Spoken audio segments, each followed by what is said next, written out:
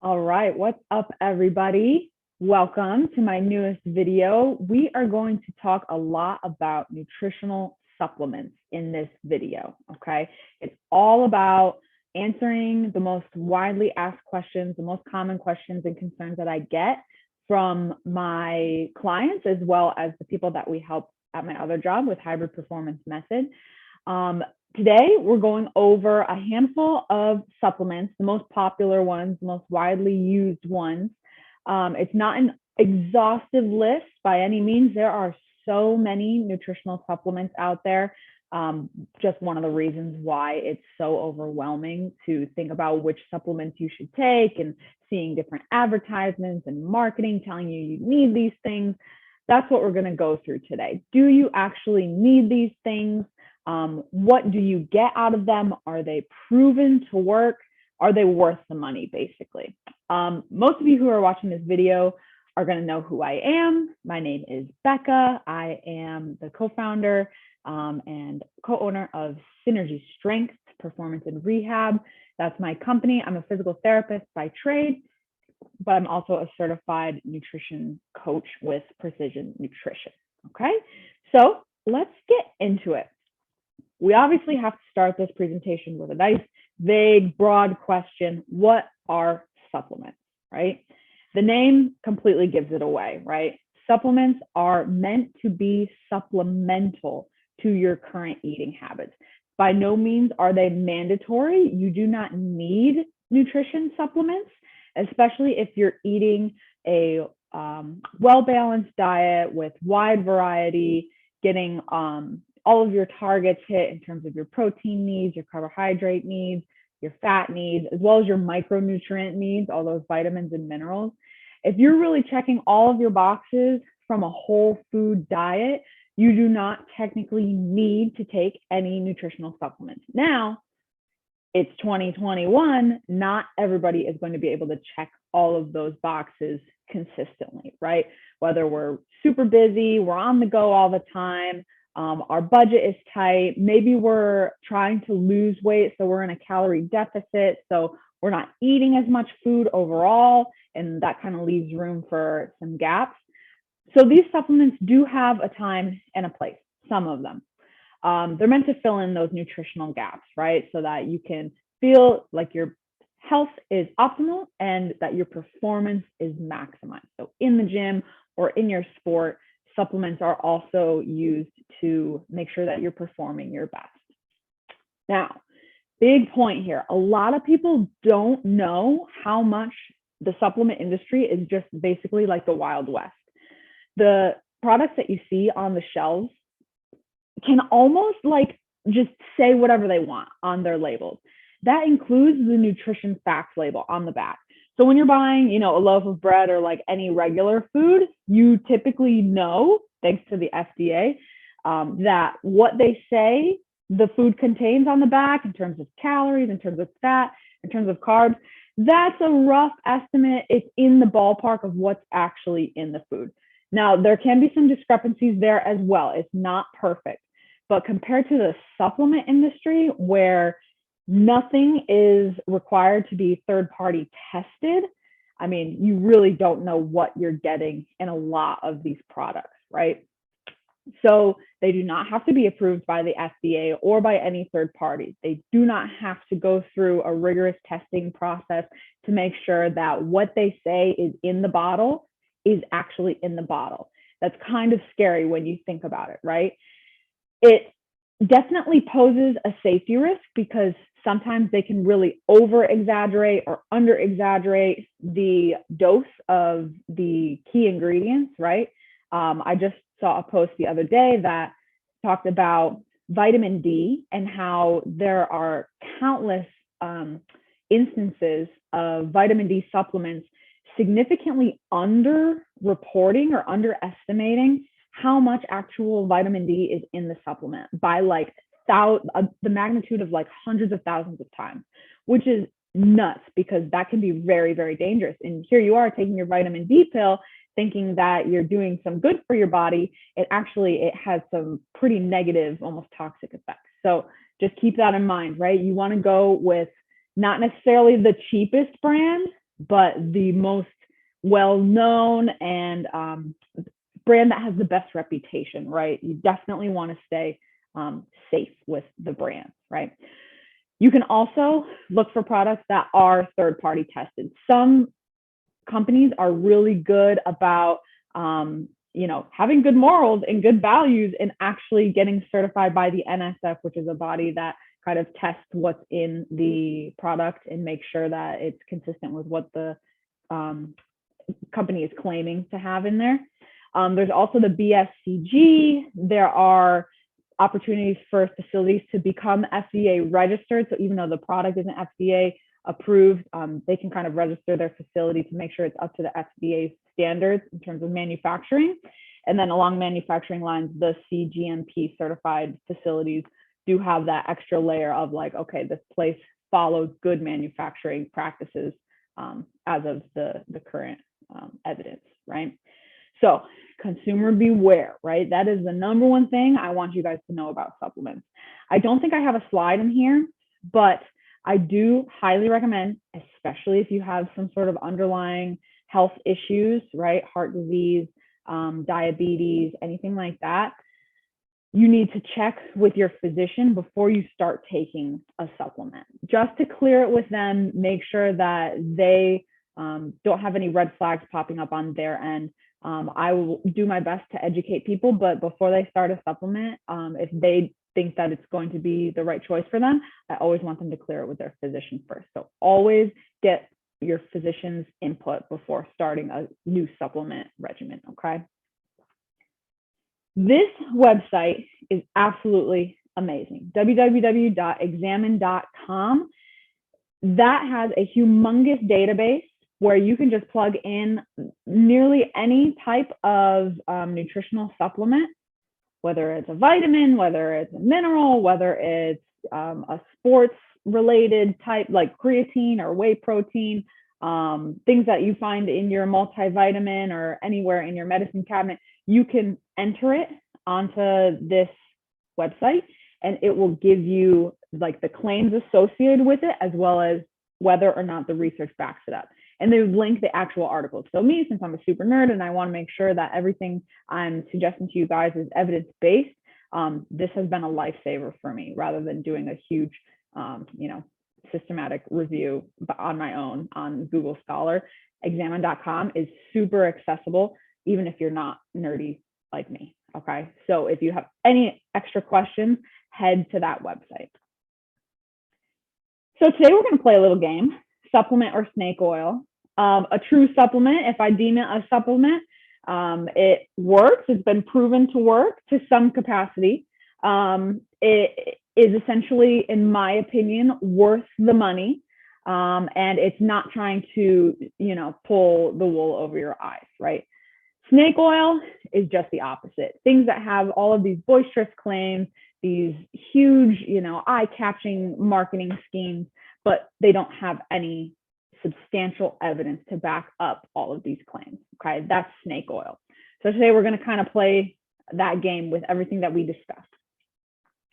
I'm also gonna have some supplements here on the side that I'll pull up, things that I have in my cabinet that I'm currently using or have used before, just to give you guys a little bit of a reference. And I'll try and give you some examples and some brands that I do like to support throughout this presentation. All right, we just kind of went through the objectives, but if you look here, the products we're going to cover today, we're going to go over whey protein powder as well as plant-based protein powders, okay? Caffeine, creatine, amino acids, which typically are referred to as BCAAs or EAAs, beta-alanine, greens, powders, fat burners, and detox teas. All right, so we're starting with Old Faithful, okay? Whey protein. Why would someone want to take whey protein or include whey protein in their day, right? Well, protein provides the building blocks for muscle growth. The building blocks for muscle growth are amino acids, right? So whey protein is a very digestible source of protein where our body is it's easy for our body to break down those long chains of amino acids that compose the protein very easy for us to break them down into their component amino acids and get them into our bloodstream, right? It provides a readily available source of amino acids. And that's super important because if we want to grow our muscles or if we want to just maintain our muscle mass, we need amino acids and we need protein. Whey protein, also very versatile. Love it in a shake. You can do it if you get the right product. You can do a shake with water if you're trying to go like lower calorie. A shake with milk, almond milk, or cow milk, whatever agrees best with you. I personally mix it into my oatmeal so that I make protein oats. Super good. Usually adds a little element of sweetness and helps keep me super full for the first part of my day. But you can also bake with a lot of these brands. Some work better than others, but you can add them into, you know, whether it's your pancakes and your waffles or you're making protein brownies or protein cookies. People get super duper creative with it. I'm not like a chef like that or a baker like that, but you can get really, really creative with it and just boost the protein content of a lot of your favorite, you know, sweets and desserts. So as I alluded to, how does this whey protein work? It provides all of our essential amino acids. So we have essential amino acids and we have non-essential amino acids. Essential amino acids we cannot make on our own, right? We have to get them from our diet. So one of those essential amino acids, leucine, seems to be the one that is like the most important in terms of we need leucine in order to kick off the process of muscle protein synthesis, right? So we take in all this protein through our mouth, it gets digested, the amino acids are all broken apart and sent into our bloodstream, right? We absorb them through our intestines, then they get sent into our bloodstream and then they get repackaged as proteins once they're back in our body, right? And our body will use that not only to build muscle, but it will use it to recover our bones, our ligaments, our tendons, you know, eye tissue, skin, hair, nails, all that good stuff. Okay. Is it worth it? Yes. This is the supplement that has been the most widely researched, right? There is so much evidence supporting the effects of whey protein. It is an excellent bang for your buck type of product. If you're trying to lose weight, it's a great way to have extra protein throughout your day, increase your thermogenesis, hit your protein targets, especially if you struggle to hit them just by eating meat products or, you know, vegetable sources, plant-based sources of protein. It's just a really, really great option. So I definitely recommend, I mentioned if you're losing weight, it's great, but also if you're gaining weight, it's also really, really great because you need more calories, you need more protein to support that mass gain, right? Just to give you an idea, my protein powder that I've been using, I just got a new one. This is Redcon 1. They're a very like veteran appreciation, military appreciation type of company. If that aligns with your beliefs and you want to, you know, support a brand that aligns with your beliefs. A lot of people are really passionate about that, but this is MRE light. Okay. So to give you an idea of the difference, calories for one scoop, 130 calories, which is great. I put that in with some milk and it's a roughly like 200 calorie snack if I wanted to. Very low fat, just 2 grams. Carbohydrates, barely any at 4 grams. 2 grams of that are sugar, and it gives me 24 grams of protein, right? I really like this one. It has a little bit of sucralose, but it seems to really sit well with me. Now, contrast that to my husband's protein. He gets the full-blown MRE. I had MRE light, right? Now this, see right here, meal replacement. What do you think is going to be in this one? 4 scoops is a serving size. Calories, 530. Still just 4 grams of fat, 75 carbohydrates, only 5 of those are sugar, and 47 grams of protein. So this type of protein doesn't have to be Redcon 1, but that type of a protein powder is better for meal replacement, for adding mass, especially if you're in a mass gaining phase and you need to be in that tiny little calorie surplus to keep your body kind of depositing more mass, lean muscle mass. That might be a good option for you. okay? A little bit of a contrast there because we have different needs, right? Now, a lot of people ask, what about plant-based protein? Is that just as good as whey protein? There's less research on plant-based protein for sure. Plant protein is typically not a complete protein, meaning that it doesn't have all 9 of those essential amino acids. But as long as they have the requisite amount of leucine, as long as there's leucine in there, it typically is going to be just as effective as whey protein, right? It's up to you based on your, dietary habits. If you really don't feel good when you eat whey, if you get bloated and gassy, then maybe a plant-based protein powder is it for you. But I will say you want to watch out because there was this whole scandal a couple of years ago where a lot of the plant-based protein powders tested for very high levels of heavy metals in their formulas, which really turned a lot of people off. I know that a lot of them adjusted their formulas to kind of counteract that and decrease the amount of heavy metals. So thank goodness. But just make sure you do your research and do a nice little Google search, find out what the heavy metal content is for the plant-based protein that you're looking for, okay? Now, I do have collagen on here. There's this huge rush of people, this trend of people putting collagen powder in their coffee or elsewhere. Not much research on that either. Inconclusive, I think, at best is what the evidence shows. If you like having the collagen, that's cool. But keep in mind that if it's not a complete protein, it might not be as readily available and provide as much protein synthesis benefit as whey protein, okay? Protein bars. I've had so many people ask me about protein bars lately. I have a couple that I have tried, and recommend, and I have tried a lot that just do not work, okay? So the pros about protein bars, great for on the go, right? You grab it and you go. I have maybe 1 or 2 days a week where my breakfast is a protein bar. And I don't feel too bad about it, even though it is processed, right?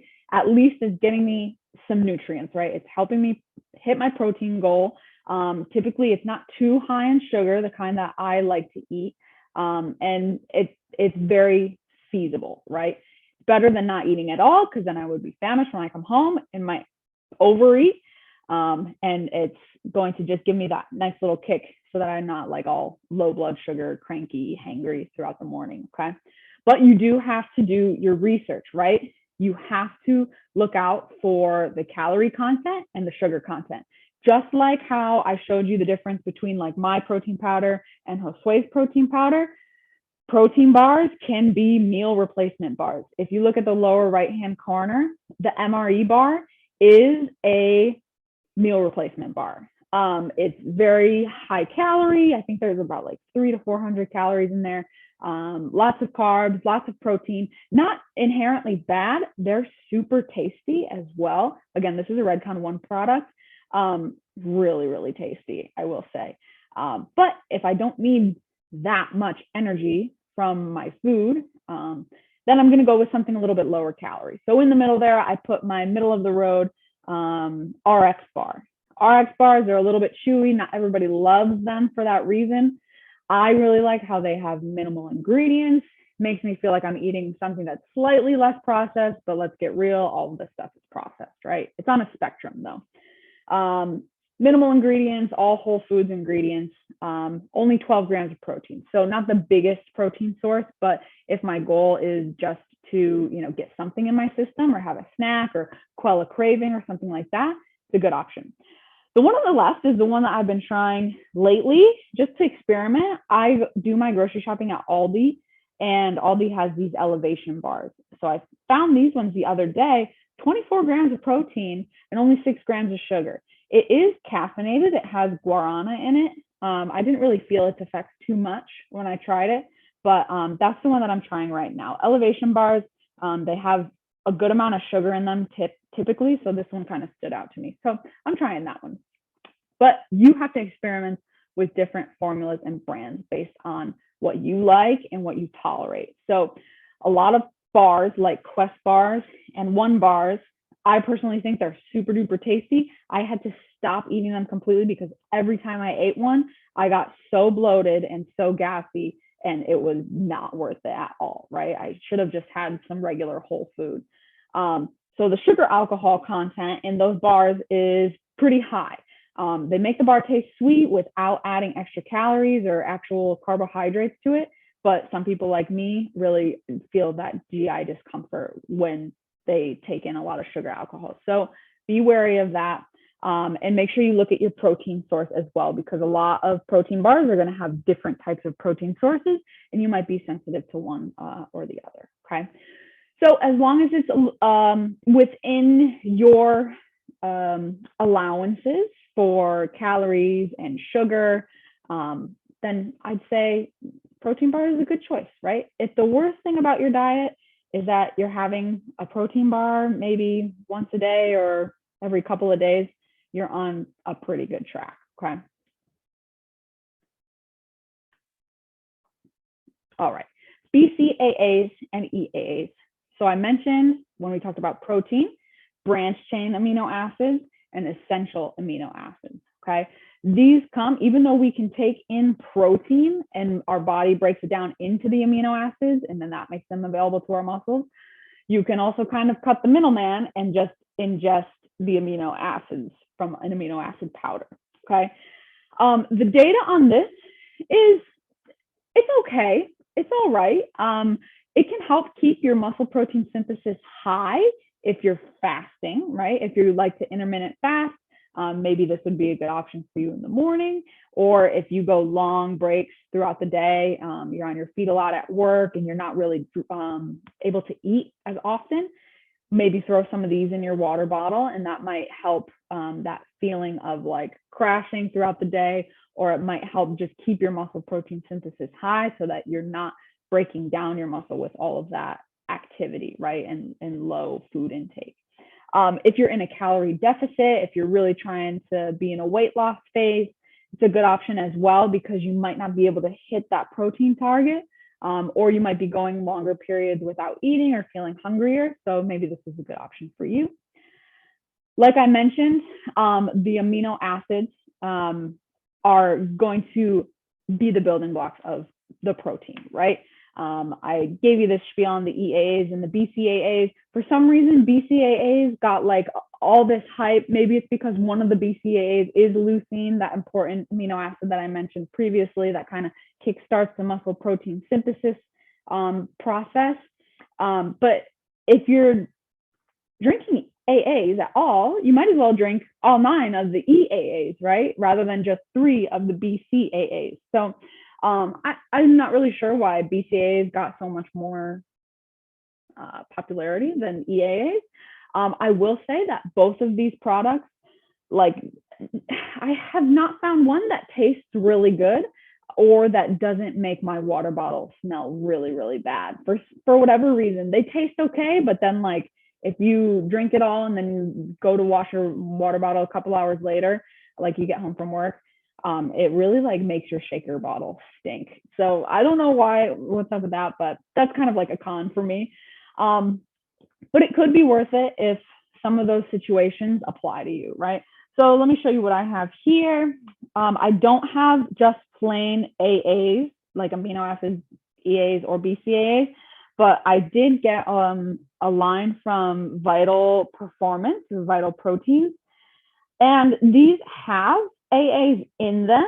They have 5 grams of BCAAs. This is a pre-workout blend. We're going to talk about pre-workout.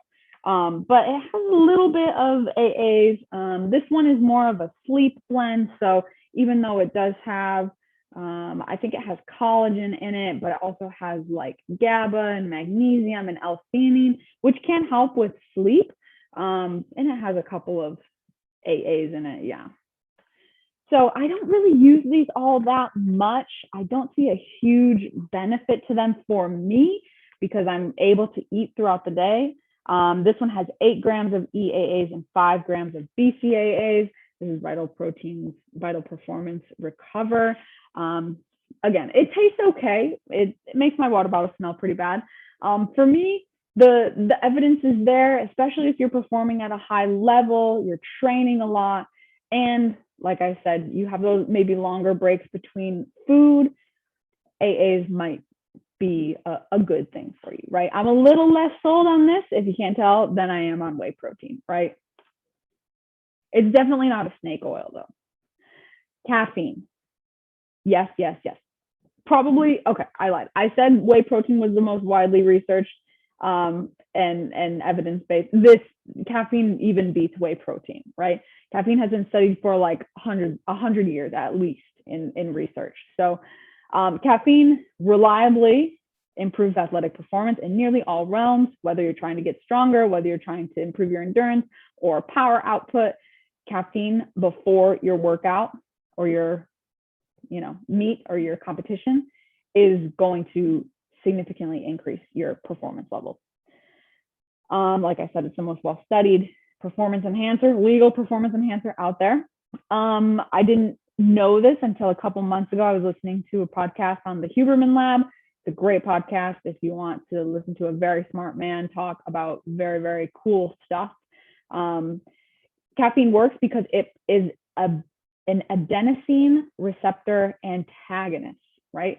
So adenosine builds up in our bodies as we kind of go throughout the day. And that buildup is what leads to this feeling of tiredness, this like lack of energy. For whatever reason, when adenosine lands in its receptor on our cells, it's like, boom, okay, we're tired. And then your body senses that all of these adenosine receptors are getting full. And it's like, okay, we got to like recharge. Let's kind of dial things down. So caffeine actually plugs into those adenosine receptors and prevents the adenosine from going into the adenosine receptors. Does that make sense?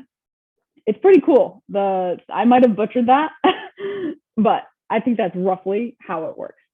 We can go on YouTube if we need to. Caffeine, is it worth it? Absolutely. It's affordable. It's effective. Try not to have any caffeine after 2 p.m. It does have a longer half-life. So even if you stop drinking it at like 4 p.m., it's probably not out of your system until like 11 or 12 p.m., right?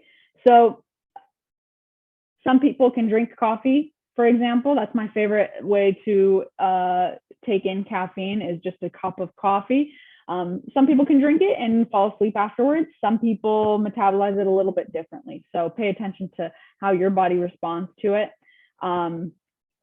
You can also get caffeine in pill form. I have not tried it. I know people who do. I would not recommend, trying a lot at one time, meaning like don't mix your pills with your coffee, with your pre-workout blend. That's just way too much caffeine, right? Start low, 100 milligrams, 50 milligrams, maybe if you're sensitive to it, right? Now, pre-workout blends are basically just glorified caffeine powders. You can get caffeine itself in powder form, I believe, but when it's in this pre-workout blend, it's usually mixed with a few other ingredients. It could be mixed with some sugar. It could be mixed with some artificial sweeteners, depending on how you respond to those. You want to look out for that. It could also be coupled with different supplements like beta-alanine, which we're going to talk about. Beta-alanine is actually, I'm a big fan of it. It has been proven to help with muscle endurance. So if you can find a blend that has caffeine and beta-alanine, it might also have some other ingredients like L-citrulline, other amino acids might be in there, things to help with circulation and vasodilation. So just be aware that those pre-workout blends, they have a lot of those ingredients in them. They might have other things in them too that are not listed. I have had experience where I've tried different pre-workouts and the dose is just way too high for me. My heart is racing, I'm shaking, and I cannot perform on my workout or on my training session. So I would take that into consideration. Sometimes more is not good, right? Sometimes less is more. I will show you the pre-workout that Vital Performance that I showed you earlier. It has caffeine. It has this like proprietary blend called Elevate TP, which I'm not sure what that is.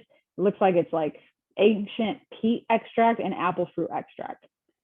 You can enter that stuff literally on examine.com and see if it's even proven to do anything, right? It does have a little bit of creatine in it. It does have a little bit of arginine in it for blood vasodilation. It does have that L-citrulline, like I said, collagen peptides, BCAAs. So it's got a little bit of everything in it, right? So this, since it does have caffeine in it, it's going to wake me up and it's going to help me perform. It's only 70 milligrams, which isn't too bad. But since it has all of these other ingredients, they probably mingle with each other to elevate the effect, right? So when in doubt, just a nice black cup of coffee, right? Or maybe some green tea. That's fine. Find what works for you. But the thing is, caffeine works, okay? That's the takeaway. Creatine, all right? Probably my next favorite. This is proven in so many different ways, and a lot of the research is expanding rapidly on this substance. Creatine monohydrate is basically what we're talking about, okay? So if you go and decide to buy a creatine supplement, make sure you're looking for creatine monohydrate, okay? Why do we take creatine? Creatine has been proven to improve your strength and your power output. Over here, we have the athlete that won the first gold medal for the Philippines.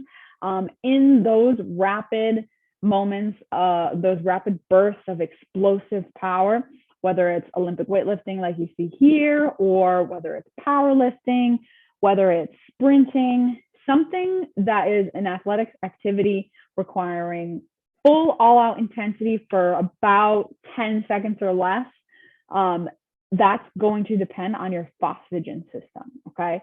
And your phosphagen energy system needs creatine in order to replenish its stores, okay, of ATP. ATP is the energy molecule that we need to do tasks and activities and exercises throughout the day. And we need a lot of it when we do explosive exercise. So if we have more creatine in our bloodstream, we can replenish those ATP molecules more quickly and more easily, and we can do more explosive activities, right? So it has also been linked to positive effects on memory and mood, weirdly enough. So even though your musculoskeletal system depends a lot on your phosphagen energy system, which requires creatine, your brain also runs on its own phosphagen type of system, which requires creatine, right? So they're actually seeing a lot of positive effects in people who have depression and people who have dementia when they supplement with creatine. So super cool stuff. I saw, again, the Huberman Lab, he goes over a lot of different topics. He did cover creatine and the emerging research on its effects with people with depression. And I immediately started taking my creatine every day again. I was a little bit spotty with it, but you know, it's got so many benefits. So we kind of went over the mechanism of how it works. Is it worth it? Yes. I firmly believe, since it's coming out with so many more benefits in the research, I definitely think it is worth it, especially if you're the type of athlete who is doing that high intensity activity, right? It doesn't have to be super competitive, but even if you're in the gym trying to lift as heavy as you can and, you know, break through your own plateaus and bust PRs, it's going to be a good investment for you for sure. Just make sure, again, creatine monohydrate is what you're looking for, and be wary of any added, you know, flavorings or artificial sweeteners or anything like that. I did have a blend that I liked that combined creatine and beta-alanine. I really liked that blend. It had about 5 grams of creatine, which is a standard dose of creatine, 5 to 10 grams per day. And I really liked that one. It seemed to respond well. Creatine has had some claims in the past of side effects like weight gain or bloating or like things of that nature. It turns out it really doesn't, they don't play out in the research. They have been tracking for side effects and not much has actually come up. There's no significant risk of added water weight or bloating You also don't have to load the creatine. A lot of people thought that you had to like front load for 3 days and take like a way higher dose so that it was like flooding your system and then drop down. You don't have to do that. You can just start at the normal dose and your body will catch up. Okay. So love creatine, not snake oil. Beta-alanine. I recently started learning a lot more about beta-alanine. I don't know if you guys follow Matt Frazier, the fittest man on earth, 5-time fittest man on earth. He was on Joe Rogan and he mentioned, you know, the thing that saved me during all those CrossFit competitions was beta-alanine. And all the beta-alanine immediately flew off the shelf. It wasn't in DNC, it wasn't in Vitamin Shop, it wasn't online. All of it was like so hard to come by. And people attribute that to him kind of getting the word out. But it does claim to improve your muscular endurance, which to a CrossFitter would be a saving grace for sure. Basically, as we work out, right, we start to get a little bit more acidic. We start to produce lactic acid as a byproduct of all of these metabolic processes going on in our muscles. So beta-alanine actually is a key component to another molecule. I believe it's carnosine, and carnosine has that buffering effect on the lactic acid. So beta-alanine, a little bit further upstream the pathway, if we can increase our levels there, then we can increase our buffering capacity during workouts, things like CrossFit Metcons or long bodybuilding sets, the stuff that really makes your muscles burn when you're really trying to get that extra rep or trying to fit in a couple more rounds of your Metcon. This might help you squeeze out those extra, you know, that extra 3%. Technically, it's been proven to improve muscle endurance by about 3% in the research. Okay. The only side effect, and I've taken beta-alanine quite a bit, I did feel really good when I took it, and there are reports of just this like tingling feeling. Since there are beta-alanine receptors on your skin, it can kind of make you feel like you're wearing a little bit of an itchy sweater. But if that is something that bothers you, you can space out the dosing throughout the day. You don't have to take all 2.5 to 5 grams at once. You can take like 2.5 in the morning and 2.5 at night, or 1 gram in the morning and 1.5 at night. So you can space it out, and usually that helps with the tinglies. Okay, so we've talked about some reliable ones. Let's talk about some unreliable ones that I might call snake oil, fat burners. These products basically claim to boost your metabolism and accelerate fat loss. They typically have a bunch of different agents in them, a bunch of different ingredients that increase sympathetic drive. So what does that mean? Your heart starts racing really fast. Maybe you start to breathe a little bit more quickly. Your blood pressure rises. Typically, people who use these products, if it's a strong product, they might feel like feelings of anxiety. They're just kind of antsy. Yes, they're energized, and yes, their workouts may be great, but there's no off switch, right? Because you're taking all of these things that are kind of like uppers. And I'm sure you guys have heard about, you know, all the ingredients that have been banned because they were used as fat burners, and they actually turned out to be kind of dangerous, you know, especially for people with underlying cardiovascular or cardiopulmonary issues. Probably not a good idea. The other thing is, a lot of these products just kind of go after our own insecurities. And, you know, take a look at this one in the upper right-hand corner. Flat belly fat burner, you know, lean envy. Like, it's promising this idea of a flat belly. It's all pink, so it's clearly geared toward women who are, you know, susceptible to this type of thing. And the marketing is just BS. I just not a big fan of these things. I would much rather have someone reshape their habits and their lifestyle and achieve it a little bit more slowly but sustainably, rather than going through this like sweating, heart racing type of feeling, you know. Like I said, they can be dangerous, and it does nothing to address your foundational habits. So you might take the fat burner for a couple weeks or a couple months, but as soon as you stop, then, you know, what happens then? Are you just going to take a fat burner for the rest of your life, or are you going to kind of learn how to fuel your body in an effective way. So that's my 2 cents on it. Personally, snake oil. And another snake oil, detox teas and juice cleanses. So these products are becoming more popular, sadly. I feel like fat burners aren't too popular from what I know, but I see advertisements for detox teas all the time. And typically it just comes with promises or empty promises of really fast and really extreme weight loss, right? It's the ones that have those super drastic before and after pictures of the person who lost 30 pounds in 30 days. And I'm just not for that quick fix, right? You can see an example, Detox, upper right-hand corner, 28-day extreme detox weight loss, right?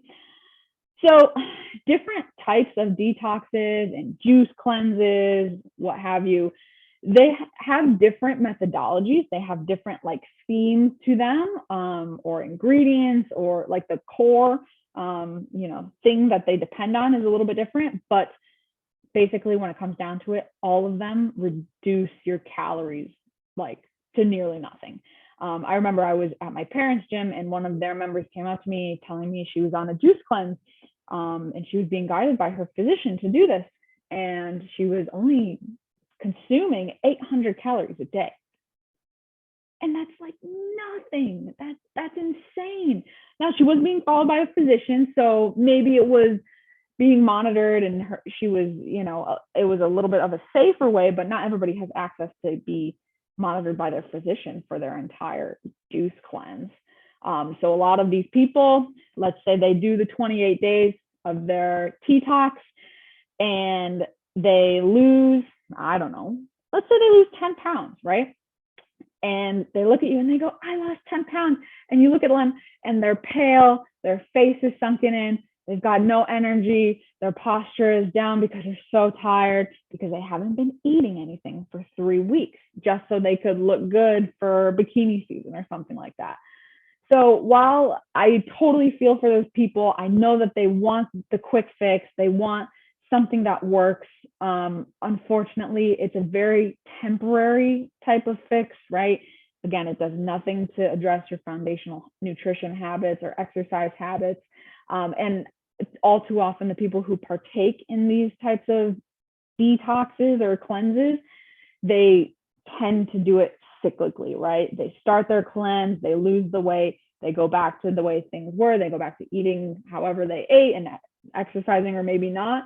And then they bump back up to their starting weight, and then they do another detox or a cleanse, and then they bump back up to their starting weight. And it's just this yo-yo effect. It gets to be very, very cyclical. I definitely am not a fan of it, and I'm not a fan of the marketing behind it, and how it makes both women and men feel about their bodies and what they should look like. So just if you guys have friends, or if you feel tempted at any time to do a detox or to do a juice cleanse, you can definitely come talk to me. Obviously, I would want you to consult your physician as well. But just keep in mind that it is not a long-term solution, right? It is a 3 to 4 week type of thing. Even the 1 week ones, seems kind of harmless compared to the longer term 3 or 4 week ones, but it's not going to do much except lose water weight that will probably just come right back, right? All right, so I think this is our last one. Greens powders. I wanted to bring this one up just because there's a lot of advertisement, at least on my Instagram and my social media. Different greens powders are popping up everywhere.